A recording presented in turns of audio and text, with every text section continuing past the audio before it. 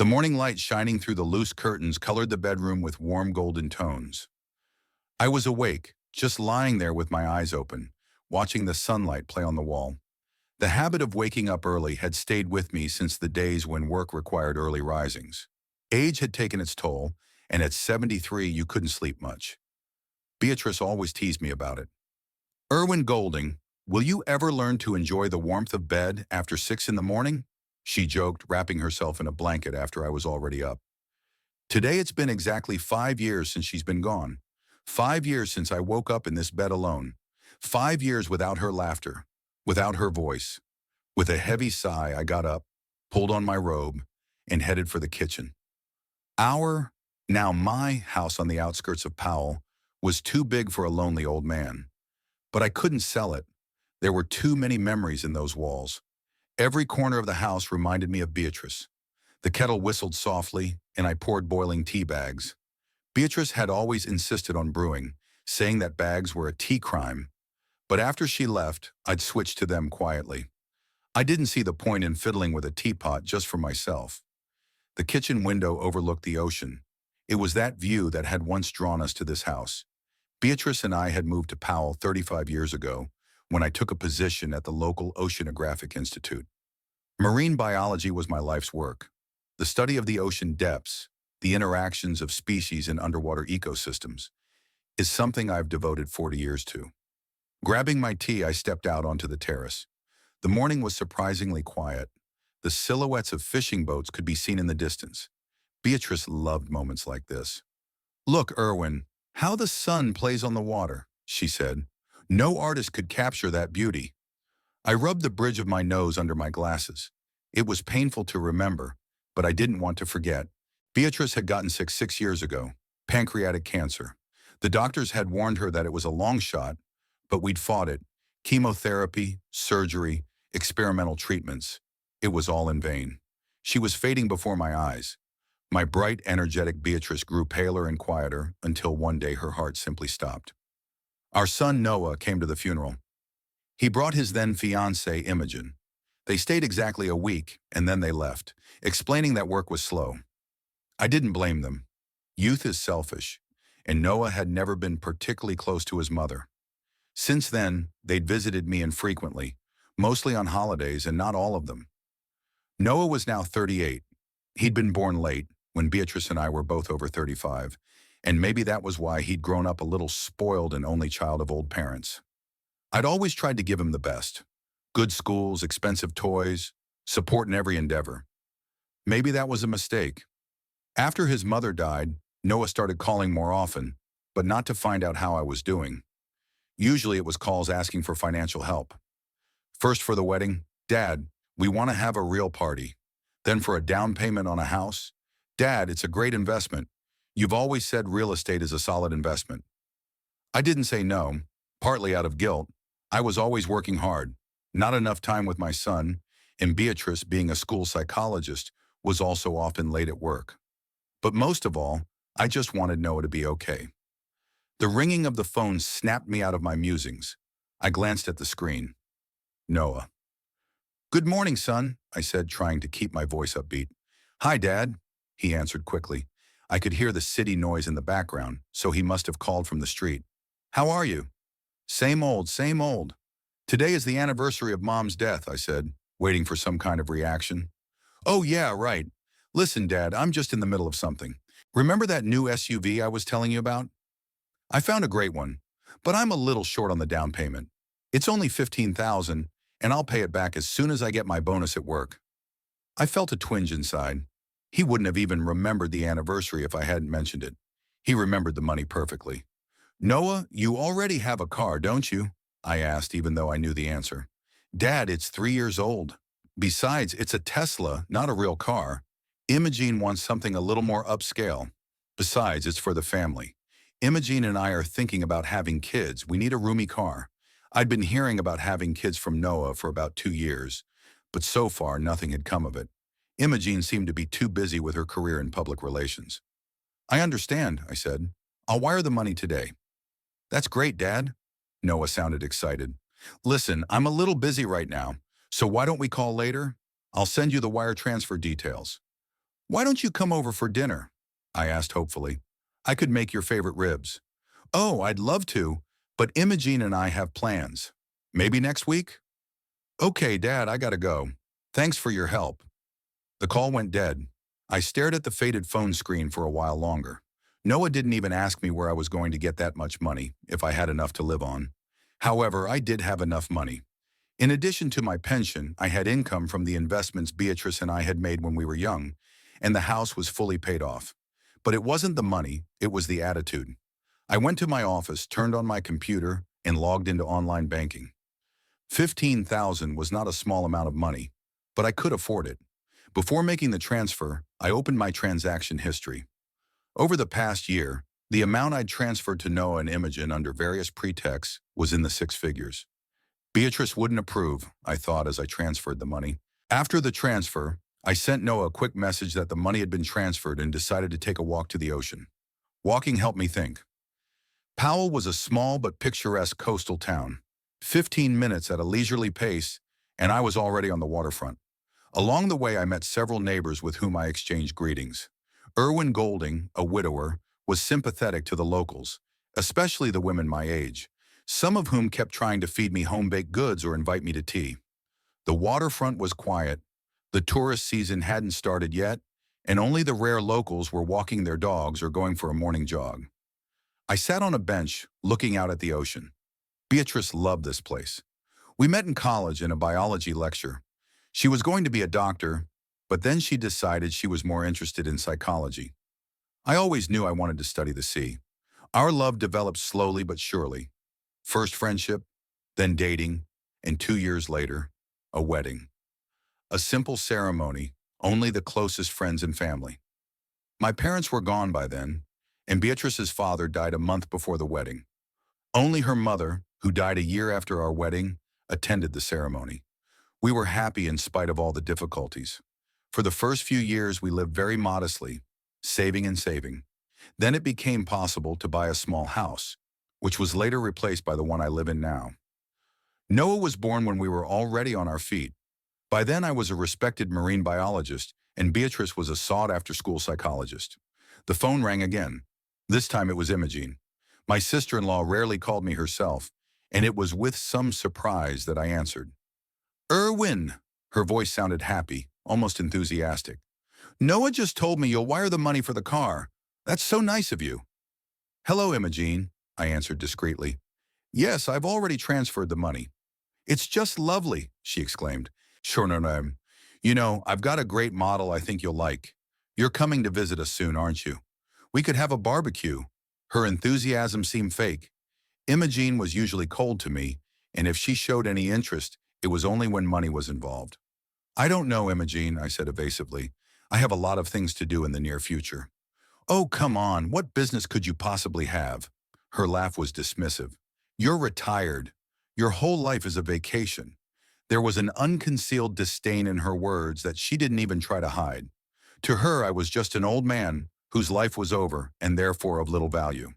I have my own things to do, I replied, trying not to show offense. Of course you do, she said condescendingly. Well, anyway, let me know when you're ready. Oh, I have to run. I have a meeting with a client. Bye, Irwin, and thanks for the car. She hung up without waiting for my reply.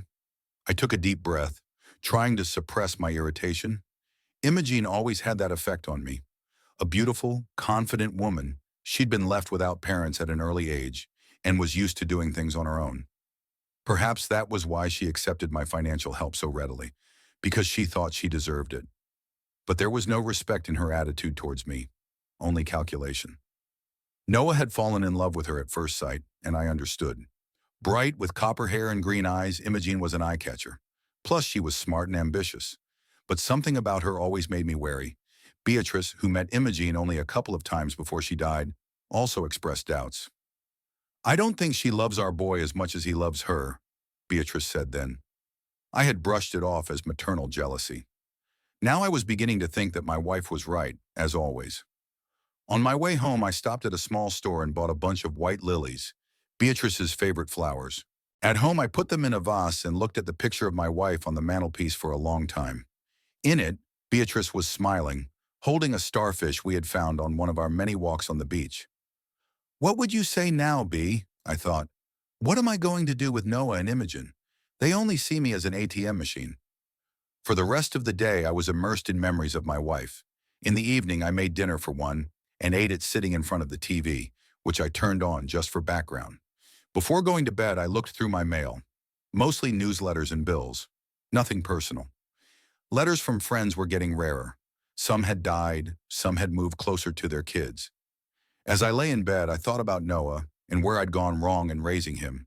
Had I given him too much? Or conversely, too little, not time and money, but attention and guidance?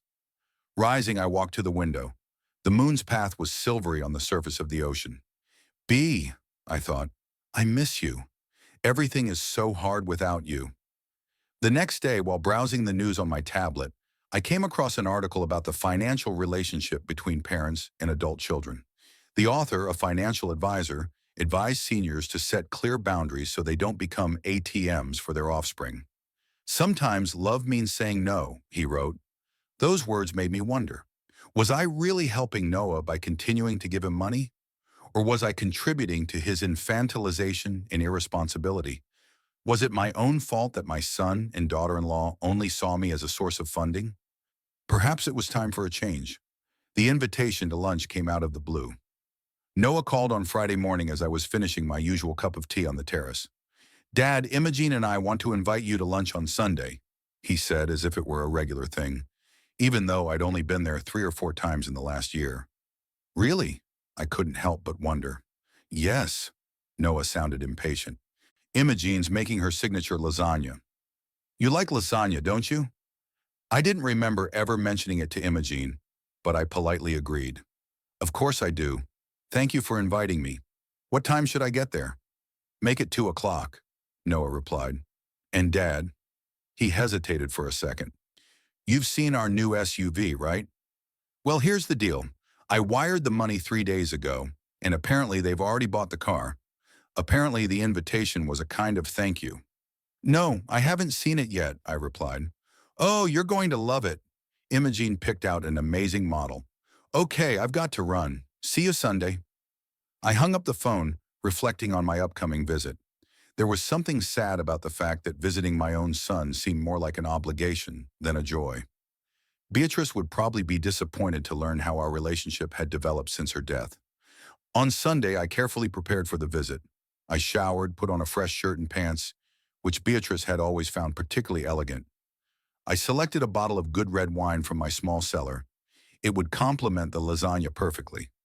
Before I left the house, I glanced at Beatrice's photograph. Going to see our boy, I said aloud.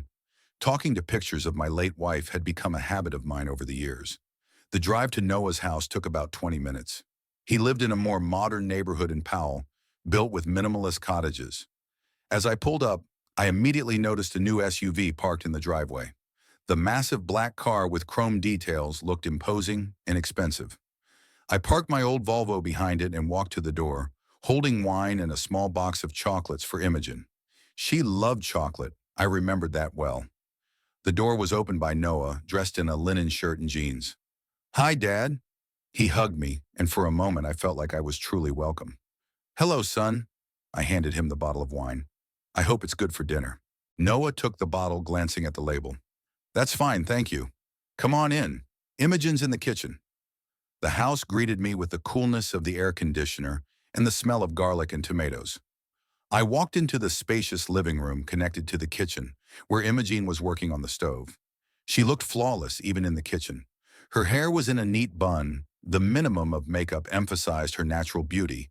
A simple but elegant dress hugged her slender figure. Erwin, you're here, she smiled, wiping her hands on a kitchen towel. How are you? You look well. Thank you, Imogen. I handed her a box of chocolates. This is for you. That's nice. She took the candy. Thank you. Dinner's almost ready. Noah, why don't you show your father our new garden while I finish? Noah nodded and led me through the sliding doors to the terrace. The garden was small but well kept. There was a table with 4 chairs in the middle of it, obviously for al fresco dining in warm weather. Imogen picked all the plants herself, Noah said proudly. She has a real talent for gardening. I nodded. Though the garden seemed too precise, almost sterile, not a single random flower or the natural clutter that Beatrice loved so much in our garden. And here's our pride of place. Noah pointed to the SUV. Come on, take a closer look. The car was really impressive. Big, shiny, with leather interior, and it seemed all the possible technological innovations. Noah enthusiastically listed the specifications, showing me one detail and another, while I nodded, pretending to be very interested. All I was really thinking about was how many more of these prides I would be funding in the future. Dad, are you listening? Noah interrupted my musings. Yes, of course, I tried to concentrate. Nice car, son. I hope it will last you a long time. Oh, it certainly will, he said confidently. Cars like this are built to last. It was a great investment. An investment. Noah always used that word when it came to big purchases, as if it justified the expense. But what kind of investment is it if he's going to want a newer model in a year or two? Imogene called us to the table. The lasagna was indeed excellent, as was the salad that accompanied it. Noah opened the wine I'd brought, and we filled our glasses. To family, I proposed a toast. To family, Noah and Imogen echoed, sipping their wine. The conversation at the table was surprisingly light. We discussed the city news, the weather, the latest movies. Noah talked about his work at a software company. Imogen shared stories about her clients, without naming names, of course. I felt almost happy for the first time in a long time. After lunch, Noah suggested we move to the living room for coffee. Imogen apologized, saying she had some calls to make, and retired to her office, leaving my son and me alone. How are you, Dad? Noah asked as we settled in with cups of coffee. Are you doing okay? There was genuine concern in his voice, and it warmed my soul. Generally, yes, I answered honestly. It can be lonely sometimes, but I've found something to do. I read a lot, and sometimes I help out at the local oceanarium with educational programs. That's good, Noah nodded. Have you thought about moving? Your house is too big for one person, and it must be expensive to maintain. I felt slightly disappointed. Of course, it was about money again. It's my mom's and my house, Noah, I said softly. It's where our whole lives are kept. And besides, I don't have a problem with money. I understand. He looked a little embarrassed. I just thought it would be easier for you.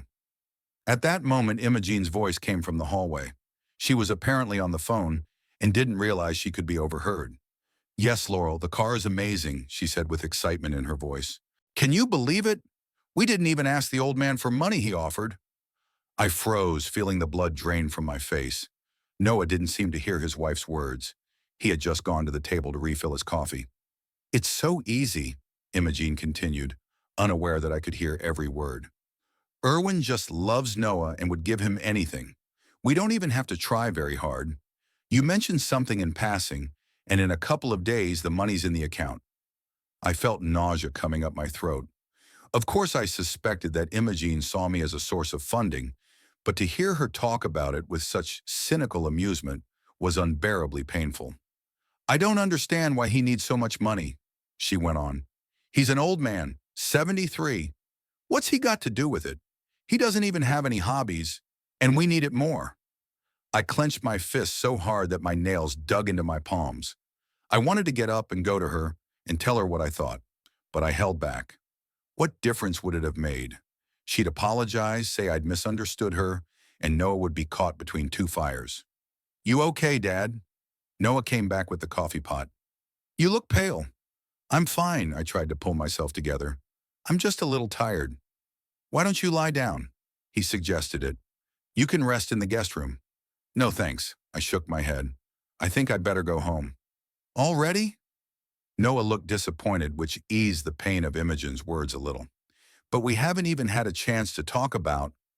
He didn't finish the sentence, but I knew what he meant. We didn't have time to talk about the next financial aid they planned to ask for. Another time, son. I rose from the couch. Thanks for lunch, it was all very good. Give my thanks to Imogen. Imogen was just coming back into the living room, smiling as if she hadn't just spoken of me in such derogatory tones. Are you leaving already, Erwin?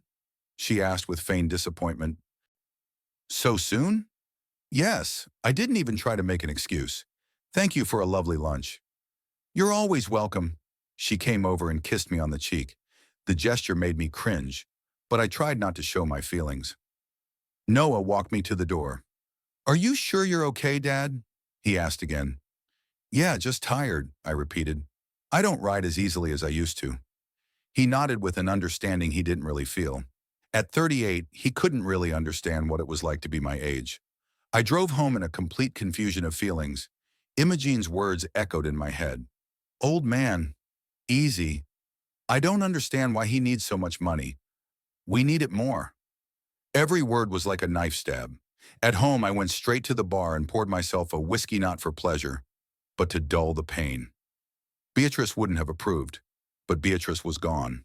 With glass in hand, I went out onto the terrace. The sun was already setting, coloring the ocean orange and purple. I tried to make sense of everything that had happened during the day. It wasn't even about Imogene's words after all. She'd always struck me as calculating and cold. It was the fact that my own son had allowed it to happen. He either didn't see the way his wife treated me, or worse, fully approved of it.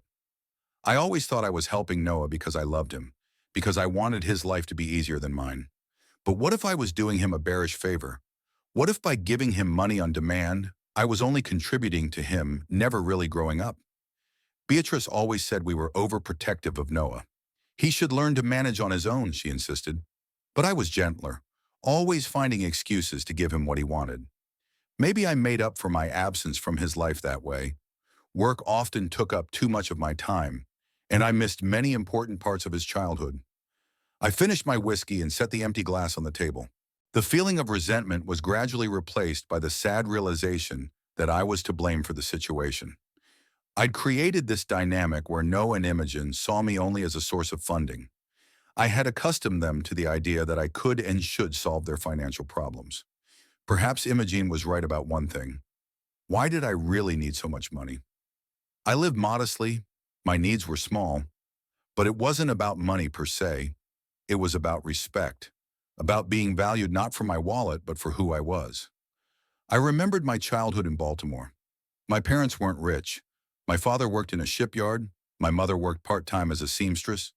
We lived from paycheck to paycheck, but never felt poor because the house was always filled with love and respect. My parents taught me to value people, not things, not money, but relationships. Somewhere along the way, I forgot those lessons, or maybe I failed to pass them on to Noah, and the result is a son who sees me as an ATM machine and a daughter-in-law who discusses with a friend how easy it is to pull money out of an old man. Night had fallen on Powell. I sat in the dark for a long time, looking out at the ocean and thinking about my life, how I ended up in this situation, and what I should do next. One thing I knew for sure, it couldn't go on like this. Something had to change, and that change had to start with me. 3 days had passed since Noah and Imogene's unfortunate lunch. I still couldn't get my sister-in-law's words out of my head. They echoed in my ears every morning when I woke up and every evening before I went to bed. It's so easy. Erwin just adores Noah and is willing to give him anything. I don't understand why he needs so much money at all. He's an old man. Those words were burning me up inside. I hadn't called my son these days, and he hadn't been in touch either. Perhaps he and Imogen were enjoying their new car too much to think about their old man father. I chuckled bitterly at the thought as I poured myself my morning tea. In my office, in the drawer of my desk, was a stack of bank statements. I'd gone through them the night before, calculating how much money Noah and Imogen had transferred over the years. The amount was so impressive that I whistled when I saw the total. It was enough money to buy a small house in Powell. I thought about my life, about what was left of the man I'd once been. Beatrice always said I was too soft, that I let people take advantage of my kindness. "Kindness without boundaries is not kindness, Erwin," she used to say. "It's weakness." At the time, I didn't understand what she meant. Now, sitting alone in a big house full of memories, I finally realized her words. The decision didn't come immediately. I thought long and hard about the consequences, about how it would affect my relationship with Noah. But in the end, I realized there was nothing left to lose. We hadn't had a real relationship in a long time, only financial dependence. I opened my laptop and logged into my bank account. The few cards Noah and Imogen had access to were displayed on the screen. They were mostly additional cards to my accounts that I had issued for them just in case. that just in case had turned into regular spending, which I was faithfully paying for. My finger hovered over the block card button. I took a deep breath and pressed it. The system asked for confirmation of the action, and I clicked confirm again. With each card, it got easier. One by one, they went to block status. When the last card was blocked, I leaned back in my chair and closed my eyes. A strange feeling swept over me, a mixture of relief and anxiety. What would happen next? How would Noah react? I didn't know, but somehow I felt like I'd done the right thing. That night I couldn't sleep for a long time. I lay staring at the ceiling and remembered Noah as a child. How sincere and loving he was back then. When and how had that changed? At what point did money become more important than our relationship? The next day went by with the usual chores. I went to the store, cooked lunch, read a little on the terrace. The day was drawing to a close when my phone finally rang. Noah's number popped up on the screen, and my heart raced. "Hello," I answered, trying to make my voice sound normal. "Dad?" Noah's voice was strained. "We're having some kind of problem with the cards." "What's wrong?" I asked, even though I knew the answer perfectly well. "Imogene and I went to lunch at the Azure, a new restaurant downtown. Quite expensive, but Imogene had wanted to go there for a long time. And when the bill came, none of the cards worked. They're all blocked. Was there some kind of mistake?" I was silent, not knowing what to say. Part of me wanted to tell the truth, that I had blocked those cards myself, that I was tired of being only a source of money. But the other part was afraid of his reaction, afraid of finally losing my son. In my silence, Noah must have heard the confirmation of my suspicions. "Dad," his voice became even more tense. "Did you block the cards?" At that moment, I heard Imogene's voice in the background. She didn't know I could hear her, and she didn't try to hide her annoyance. "What is he saying? Is he the one who blocked the cards?" Her voice was harsh, with a hint of panic in it. "Give me the phone." "Wait," Noah answered her. "Why the hell would he do that?" Imogene continued without lowering her voice. "That old man is only good enough to pay our bills. Who does he think he is?" Her words hit me like a slap in the face, though I should have been ready for it. It was one thing to overhear something like that by accident, and quite another to hear it when she knew I was in touch, even if not directly. "Imogen, be quiet," Noah hissed, but it was too late. "Dad, did you hear that?" "Yes," my voice sounded unexpectedly firm. "I heard everything, Noah. And yes, I blocked the cards." There was a long pause. I heard only muffled voices. Apparently Noah and Imogene had stepped away from the phone to discuss the situation. "Why?" Noah finally asked, returning to the phone. "What's wrong?" The question caught me off guard. Did he really not understand? Did he really think it was okay the way they'd been treating me all this time? "I decided it was time for you and Imogene to learn to live on your own," I said, surprised at the calmness in my voice. "You're adults. You have good jobs. You don't need my financial support."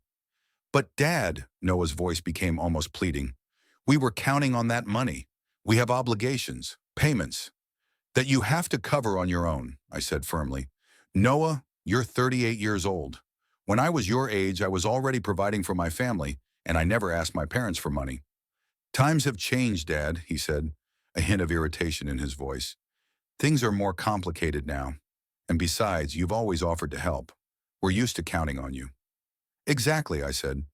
"You're used to counting on me, or rather my money, but not on me, it seems." "What are you talking about?" Noah really seemed confused. "When was the last time you called me just to check up on me? Not to ask for money, but just to talk?" Noah was silent, and that silence was more eloquent than any words. "You see," I said sadly, "you don't even remember." "Dad, that's not fair," Noah started to say, but I interrupted him. "Is it fair to think of me as an ATM machine?" I asked. "Inviting me to dinner only after I've transferred money to my car is fair? Letting my wife call me an old man who's only good for paying bills is fair?" "Did you hear that?" Noah's voice dropped to a whisper. "Last Sunday, at our house?" "Yes," I confirmed. "Imogene was on the phone when you went to get coffee." There was silence again. I imagined Noah digesting this information, perhaps looking at Imogene with a new set of eyes, but hope quickly faded when he spoke again. "Look, Dad, Imogene was just upset. She didn't mean anything by it. We all say things sometimes that we regret. I felt something inside me crumble. He was protecting her. Even now, even after she'd said that about me, he was choosing her side. What about the restaurant? I asked. Were you able to pay? Yes, Noah said reluctantly. The manager agreed to accept my check. But it was humiliating, Dad. People were staring at us. I understand, I said, though I didn't really feel much sympathy. Well, now you know the cards are blocked, and you can plan your spending accordingly. You're going to keep them locked? Noah sounded disbelief in his voice. Seriously? Yes, I answered firmly, at least until we discuss our relationship in more detail. What relationship, Dad? Noah was almost shouting now. You're my dad. It's okay for parents to help their kids. They do when the kids are in trouble, I agreed, but not when the kids see them as just a source of money. I've never… Noah, I interrupted him. Let's not talk about this right now. You're too upset, and I'm tired too. We'll talk later, when we've both calmed down. Okay, he replied dryly, but this conversation isn't over yet. I agree, I said. Good night, Noah. I hung up the phone feeling a strange mix of emotions, relieved that I'd finally said what I'd wanted to say, and deeply saddened that it had come to this. I didn't sleep well that night. I tossed from side to side, remembering my conversation with Noah, imagining his frustration, his anger, imagining what he was saying to Imogene now, how they were discussing me together, probably not in the most flattering words. The thought hurt, but I knew I wouldn't back down. For too long, I'd let them use me. The morning brought with it an unexpected calm. I woke up with a clear head and a firm determination not to give up. If Noah and Imogene wanted to maintain a relationship with me, they would have to learn to see me as a father, not an ATM. I made breakfast, drank a cup of coffee, and decided to take a walk on the beach. The ocean always calmed me down, helped me get my thoughts in order. I walked along the water's edge, feeling the cool waves wash over my feet, and thought about Beatrice, about what she would say now. She would probably approve of what I was doing. She had always been stronger than me, more determined. When I got home, I caught a few missed calls from Noah. I didn't call back. Let him wait a while. Think about it. I sat in a chair on the terrace with a book, but I couldn't read. My thoughts kept coming back to my son, to our conversation yesterday. Around 2 in the afternoon, the phone rang again. Noah's number popped up on the screen. This time I decided to answer it. Yes, Noah, I said, picking up the phone. Dad, his voice sounded different from yesterday, panic in it. Why are all the cards still blocked?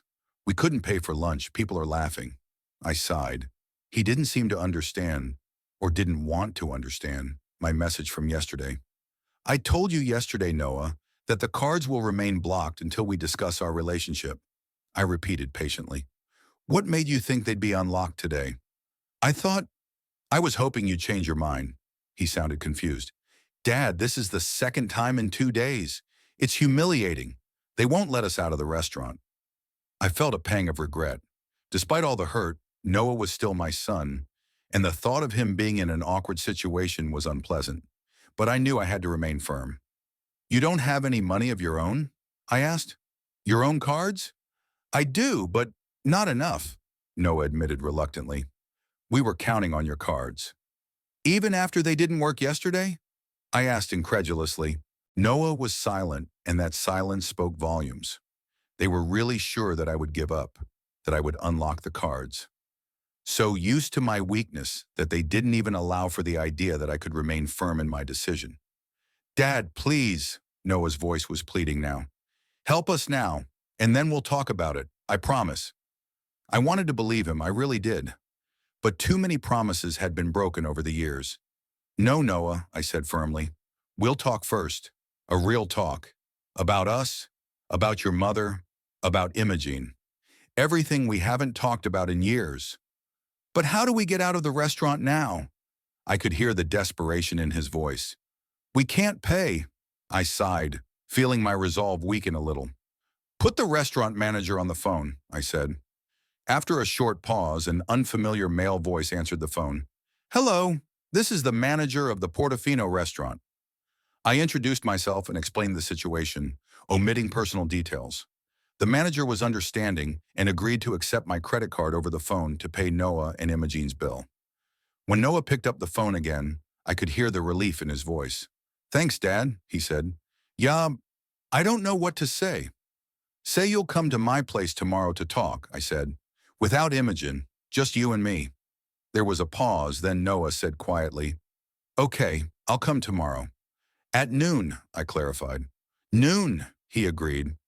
After that conversation, I sat on the terrace for a long time, looking out at the ocean. The guilt that I'd put my son in an awkward situation was mixed with a strong conviction that I'd done the right thing. For too long, I'd been nothing but a wallet for Noah and Imogen. It was time to be a father again. Morning came unexpectedly quickly. I woke up before dawn when the first rays of sunlight were just beginning to peek through the curtains. My sleep that night had been shallow and uneasy. The thought of my upcoming conversation with Noah kept me awake. In my 73 years, I'd rarely experienced real excitement, but now it was completely overwhelming. After I showered and dressed, I went down to the kitchen and started making breakfast. Though I had no appetite, I just needed something to occupy myself, something to take my mind off my thoughts. I toasted toast, made coffee, and sat at the table, looking out the window at the ocean. Beatrice had once said that the ocean was a living reflection of our inner state. Today it was choppy, the waves crashing violently against the rocks, foaming with white lambs. My thoughts were churning in the same way. What would I tell Noah? How would I explain my decision to him? And most importantly, how do I make him truly understand, and not just pretend to so he could have access to the money again? The clock on the wall read 10 o'clock. Noah was still 2 hours away from arriving. I decided to spend that time preparing. I pulled out all the bank statements from my desk drawer for the last 3 years and laid them out neatly on the coffee table. I put a scrapbook of photos next to them.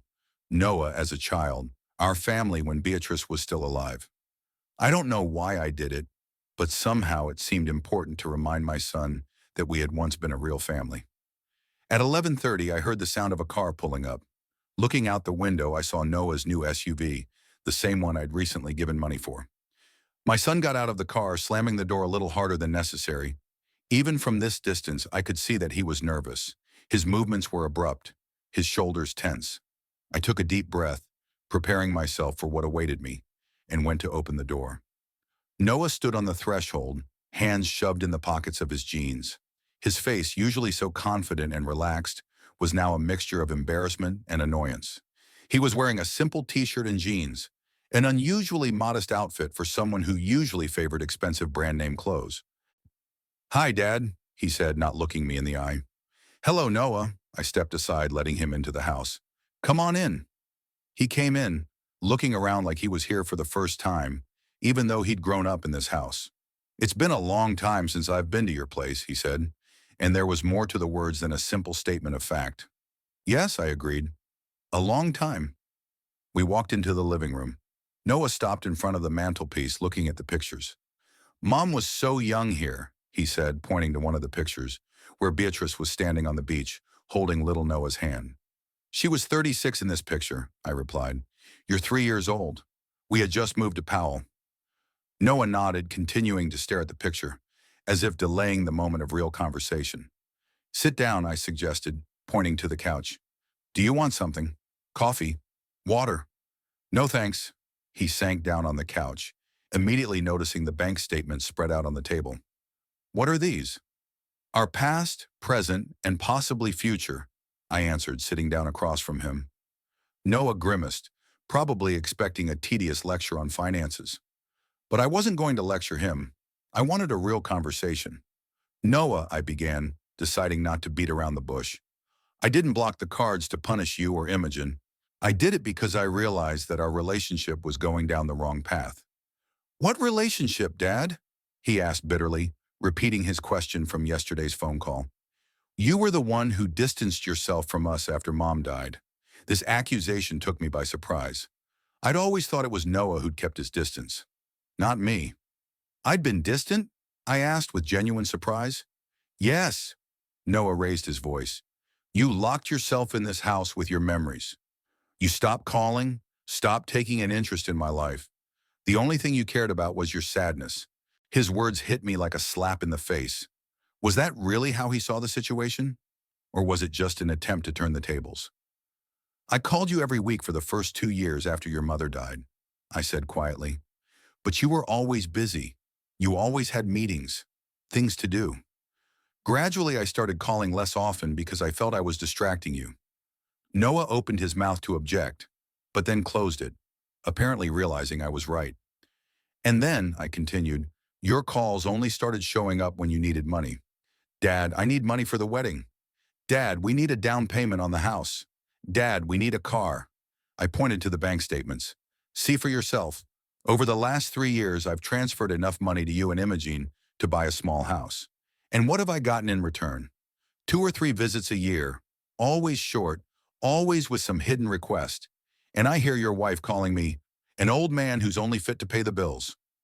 Noah lowered his eyes, clearly embarrassed. That's not what Imogene meant, he started, but I held up my hand to stop him. Don't defend her, Noah. I heard what she said. And not just that time. Last Sunday, I heard her talking to a friend. She was talking about how easy it was to get money out of me. She was making fun of the fact that I'm an old man who doesn't need money. Noah's face turned red. Whether from embarrassment or anger, I couldn't tell. You were eavesdropping? He exclaimed, clearly trying to take the offensive. No, I answered calmly. I overheard it by accident. Imogene hadn't bothered to keep her voice down. Noah stood up and started pacing the room. I could see that he was struggling with himself, trying to find an excuse, a way to turn the situation around so that it was my fault and not theirs. Okay, he finally said, stopping. Maybe Imogene did say something inappropriate. She can be harsh sometimes, you know. But she didn't mean anything inappropriate. Noah, I looked him straight in the eye, we both know she didn't. Imogen said exactly what she thinks she said, and I'm not sure what you think otherwise. What? He looked genuinely shocked. Dad, I never thought of you as an ATM machine. You didn't? I picked up one of the statements. Then explain to me why you've called me 7 times in the last 5 months, and 6 of them were asking for money? Noah sank back onto the couch, covering his face with his hands. I hadn't noticed, he mumbled. Exactly, I nodded. You hadn't noticed. It's become the norm for you to call your father only when you need money. And you know what the sad part is? I got used to it too. I started to think it was the only way I could be useful to my son, by giving him money. There was silence in the room. Noah stared at the floor. I stared at him. We were both silent, realizing the bitter truth of our relationship. But why would you block the cards? Noah finally asked, no longer so aggressive. You could have just told me. Tell you what, I asked. Noah, please don't just call me when you need money. I had said that several times. You promised each time that you'd visit me more often, call me more often. And what changed? Nothing. Noah looked up, and I saw something in his eyes that I hadn't seen in a long time. Understanding. I really did do that, didn't I? He asked quietly. And it wasn't a rhetorical question he really wanted to know. Yes, I confirmed, feeling the tension begin to leave me. You really did. And I let you because I was afraid of losing what little relationship we had left. Noah was silent for a long time, apparently digesting what he'd heard. Then he raised his head and looked at Beatrice's picture. Mom would have been disappointed in me, he said. I wanted to object, to say that Beatrice had always been proud of him, but that would have been a lie. Beatrice would indeed be disappointed in what our son had become, a man who saw his father only as a source of money. She loved you more than anything, I said instead.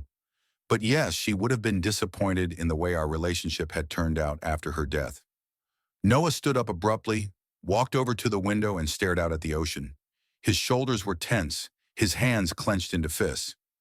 I waited for an angry outburst, for accusations, but there were none. You're right, he said quietly, not turning around. I've been a terrible son. The words caught me off guard. I'd expected resistance, denial, but not this admission. You weren't a terrible son, I said softly. You just lost your way. We both lost it after your mother died. Noah turned around and I could see that his eyes were moist. No, Dad, he said firmly. Don't try to soften it. I was a terrible son. I used you. I let Imogen say horrible things about you, and I didn't even mind. Yeah, I became something I never wanted to be. I stood up and walked over to him, putting a hand on his shoulder. It was the first really genuine contact between us in a long time. Noah, it's my fault too, I said. I should have set boundaries earlier. I should have said no when I saw your requests getting more frequent and larger. But I was afraid that if I said no, you'd stop calling altogether. And now? Noah asked, looking me in the eye. What happens now? Now, I answered, we start over. We'll make new rules. I want to be your father, Noah, not your banker. I want to know about your life, not just when you need money. I want to be a part of your life. Noah nodded, and there was more understanding in that nod than in all his words. The cards will stay blocked, I continued. I won't give you any more money just because you ask. If you have a real need, illness, job loss, I'll help. But not for new cars, not for expensive restaurants, not for the latest model phones. I expected resistance, but Noah surprised me again. You're right, he said. I should take care of myself. I'm 38 years old, for crying out loud. I shouldn't have to depend on my father financially. I felt a warm feeling spill inside me, a mixture of pride and relief. Maybe not all was lost. Maybe my son could still become the man Beatrice and I had once hoped to raise. What about Imogene? I asked cautiously. Noah's face darkened. I'll talk to her, he said. She won't be happy, but she has to understand. Are you sure she'll understand? I couldn't help but ask that, knowing Imogen's temper. Honestly? Noah shrugged. I don't, but it's my problem, not yours. I'll deal with it. He sounded like an adult, a responsible person, and that gave me hope. We moved to the kitchen where I made coffee. The conversation continued, but it wasn't so tense anymore.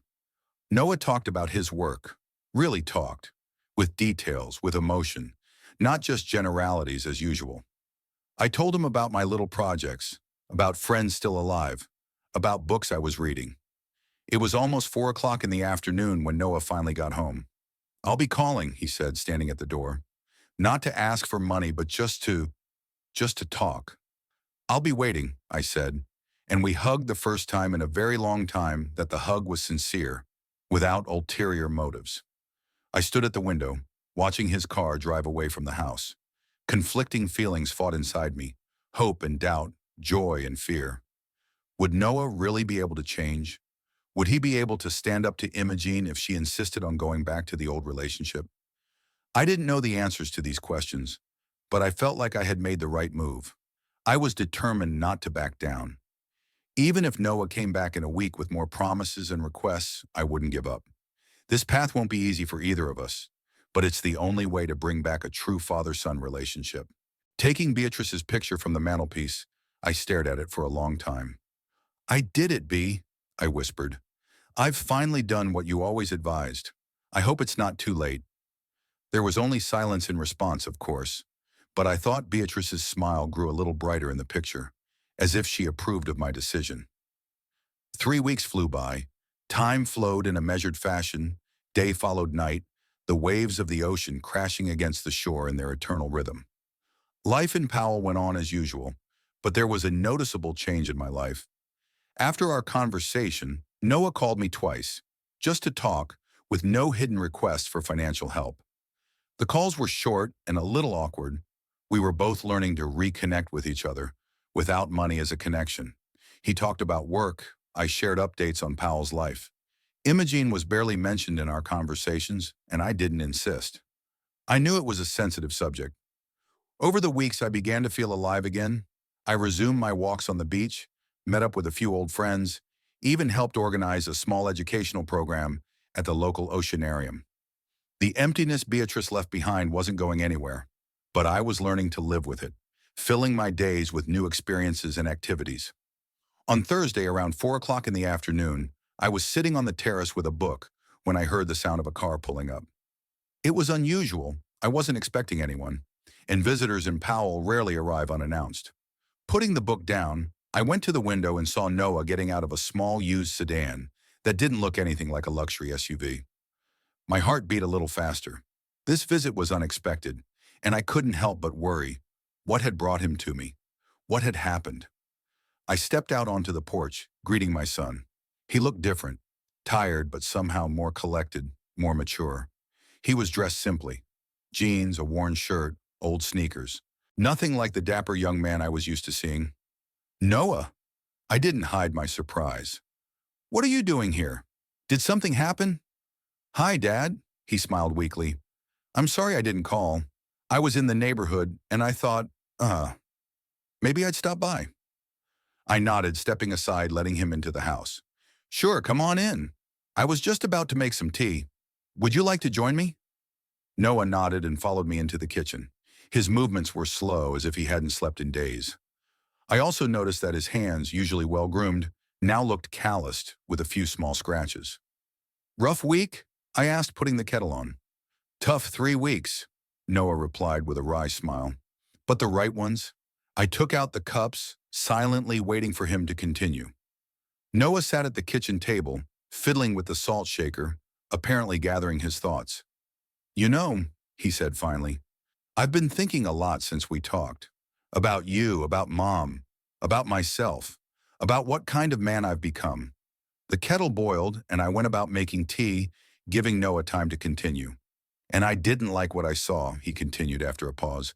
I became dependent. On your money, on the comfort it provided. I was used to getting everything I wanted without thinking about the price, not the monetary price, but what it was worth to you. I put a cup of tea in front of him and sat down across from him. It wasn't easy to realize, I admitted. For both of us. Yes, Noah nodded, wrapping his hands around the cup as if to warm them. For the first few days after we talked, I was angry. At you, at myself, at the world. Imogene and I had a big fight. I wasn't surprised by that admission.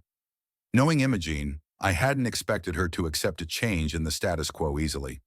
She didn't understand your decision, Noah continued. Said you were manipulating me, trying to control us. That I should insist on doing my own thing, make you unlock the cards. He took a sip of tea and shook his head. But you know, Dad, in that moment I suddenly heard her words as if from the outside, and they sounded awful, like you were just an ATM machine. And I realized you were right. We did treat you that way. There was silence in the room. There was the sound of seagulls and the sound of the surf through the open window. I didn't know what to say. Noah's words hurt and healed me at the same time. What happened next? I asked after a pause. Imogen and I continued to fight, Noah sighed. She didn't understand why I didn't insist that you resume your financial aid. She said I was betraying us, our life, everything we'd built together. And I'd look at her and think, what were we building? A life based on my father's money? He ran his hand through his hair, a gesture I remembered from his teenage years when he was embarrassed or upset. Anyway, it was complicated, Noah continued. We sat down and made a list of all our expenses, all our debts. It turned out we were spending a lot more than we were earning. All these years you've been covering the difference. I nodded. I knew that, of course, but it was important that Noah realized it now. We decided we needed to cut back, he said. Cut back. Imogen, she didn't like it. She said she deserved a certain standard of living, that she didn't work to deny herself pleasures. Noah took another sip of tea, and I noticed that his hands were trembling slightly. We tried to find a compromise. We really did. But in the end, he looked up at me with eyes full of pain. Eventually, Imogen said she needed time to think. She moved in with her friend 2 weeks ago. I felt a prick of guilt. Had my decision to block the cards caused my son's marriage to fall apart? Noah, I didn't mean to. No, Dad, he interrupted me, raising his hand. And it's not your fault. If our marriage is failing financially, then it wasn't as strong as I thought it was. And then, he was silent for a moment, gathering his thoughts. Then I started to notice things I'd ignored before. The way Imogen talks about you, about my friends, about people who can't give her something. She's always been like that. I just didn't want to see it. He finished his tea and set the cup aside. But that's not what I came to talk about, he said, straightening up. I wanted to tell you that I found an extra job. In the evenings and weekends, I work in a computer shop, fixing laptops, setting up programs. It's no big deal, but it's an extra income. I couldn't hide my surprise. Noah, who always avoided extra work, was now working evenings and weekends? That's wonderful, Noah, I said sincerely. I'm proud of you. Thanks, Dad, he smiled weakly. You know, it's weird, but I don't know how to explain it. Some kind of satisfaction. When I get money that I earned on my own, when I solve problems on my own, it's like, it's like I'm finally growing up. There was so much sincerity in his voice that I felt a lump go down my throat. My boy was really growing up, albeit late, at 38. I still sold the car, Noah continued, and now I realized where the modest sedan in the driveway had come from. That SUV, it was too expensive, and it was costing a fortune to maintain. I bought this old Ford, not as impressive, but it does the job. Big decision, I said, knowing how proud Noah was of his new car. Yeah, he nodded, but the right one. I used the money from the sale to pay off some of my loans. I also had to give up my golf membership and some other excesses. But you know what? I hardly missed them at all. Noah got up and walked over to the window, looking out at the ocean, just like I'd done hundreds of times when I needed to think. It's like I woke up from a dream, Dad, he said without turning around. A dream in which material things were more important than relationships, more important than self-respect. I don't know how I let myself get so far off track. We all lose our way sometimes, I replied, walking over and standing beside him. It's important to find the strength to get back up. We stood shoulder to shoulder, looking out at the ocean that Beatrice loved so much. At that moment, I felt her presence so clearly, as if she were standing right next to us. Mom would be happy to see us now, Noah said quietly, as if he'd read my mind. Yes, I agreed. She always believed in you, knew you'd find your way. Noah turned to me, and I saw that his eyes were moist. I miss her so much, Dad, he said with a tremor in his voice. If she was here, I would never let myself treat you like this. She wouldn't. She's always with us. I put my hand on his shoulder. In our hearts, in our actions. Noah nodded and suddenly hugged me. Tight, a real hug, like he hadn't hugged me in years. I hugged him back, feeling the wall of alienation that had grown between us finally begin to crumble. Thanks, Dad, he said, pulling away. For not giving up, for doing what you had to do, even when it was hard. I'm your dad, I replied simply. Sometimes love means doing the hard things. We returned to the table and the conversation flowed more easily. Noah talked about his new job, about the people he'd met there. I was surprised to hear him talk with such enthusiasm about fixing computers, an activity that he probably would not have thought worthy of his talents and education before. What about the house? And I asked. Will you be able to keep paying the mortgage? It's difficult, Noah admitted. The house was too much for us, too big, too expensive. We made a commitment we couldn't really afford, counting on your help. I'm in discussions with the bank now about refinancing. If that doesn't work, we may have to sell and look for something more modest. I can help, I offered. Not with money, but with advice. I know someone at Powell's Bank. I can talk to them.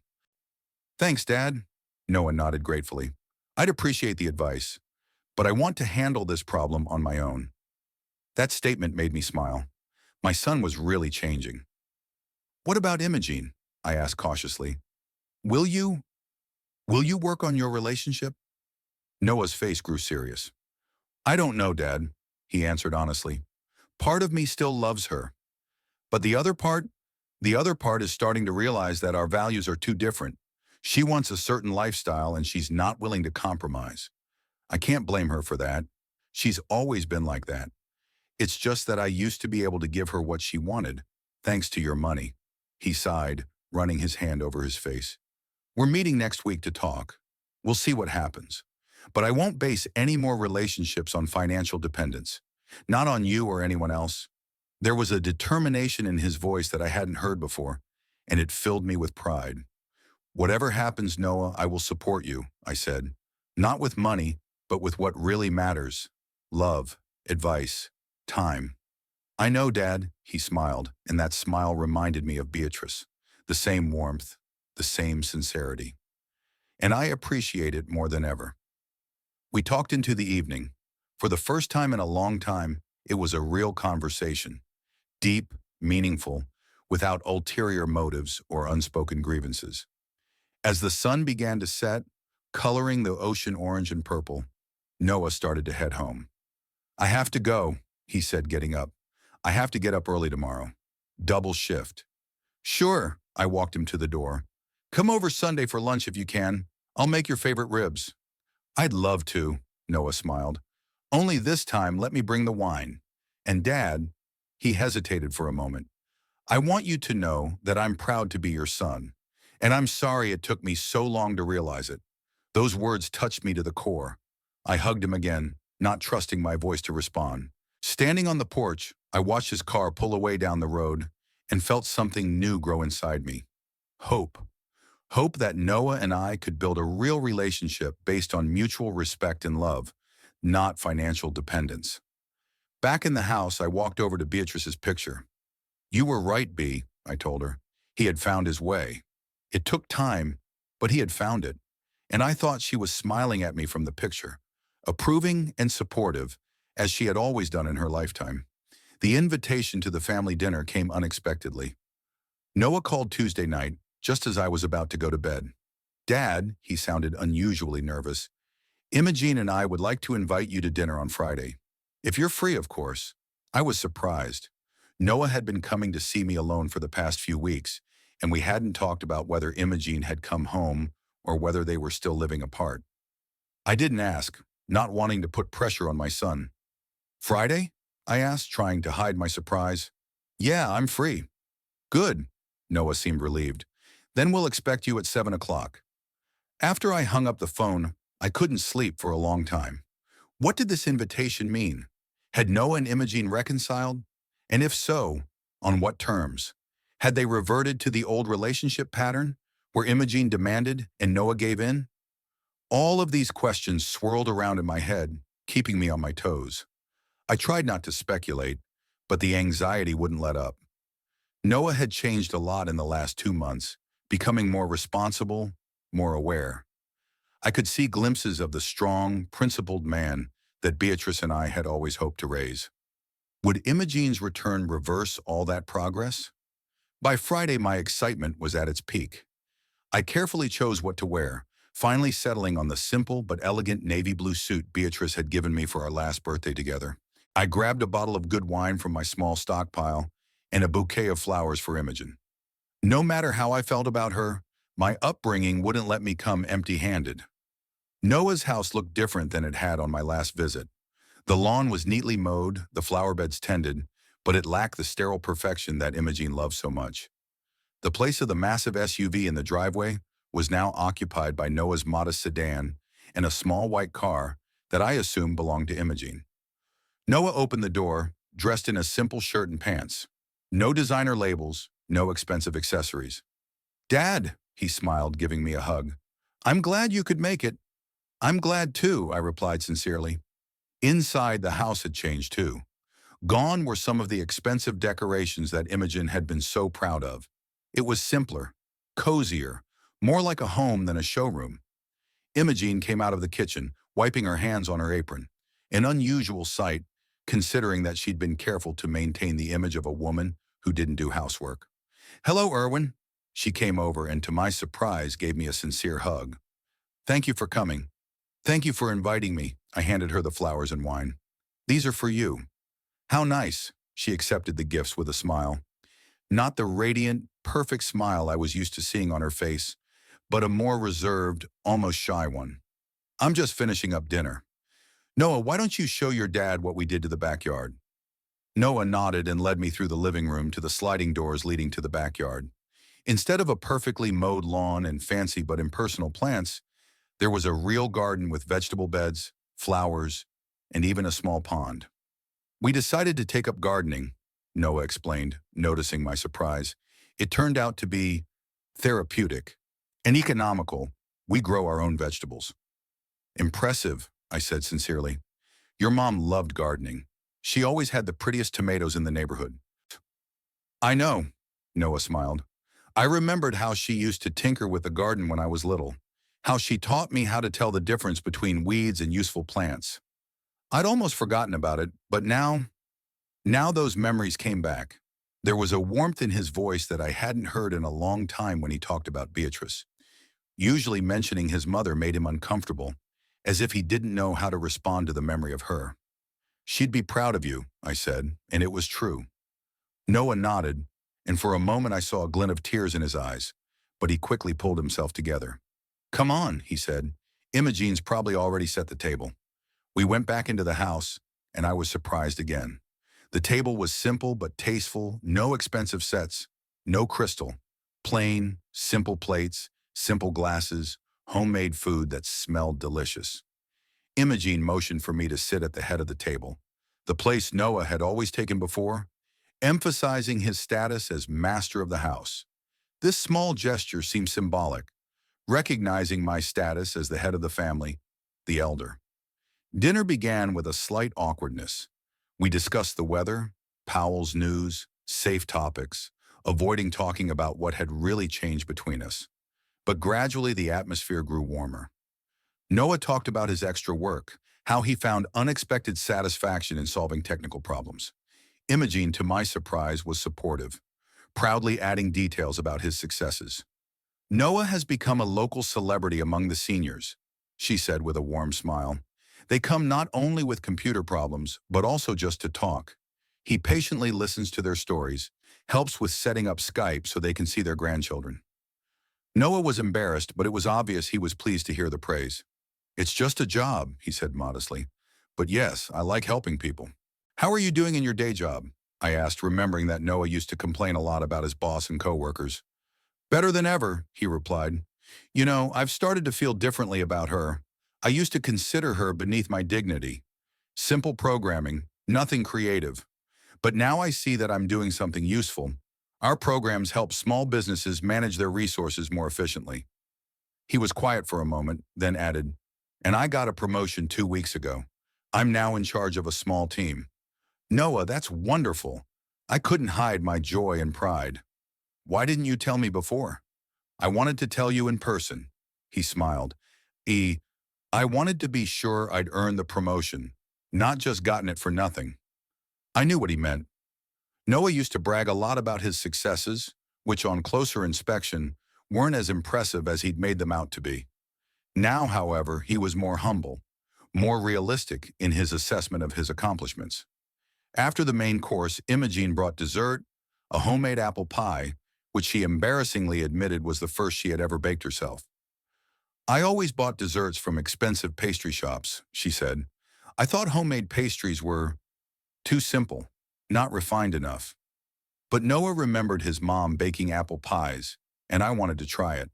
The pie wasn't perfect, a little burnt around the edges with unevenly cut apples, but it was made with love, and you could feel it in every bite. "Delicious," I said sincerely, tasting the dessert.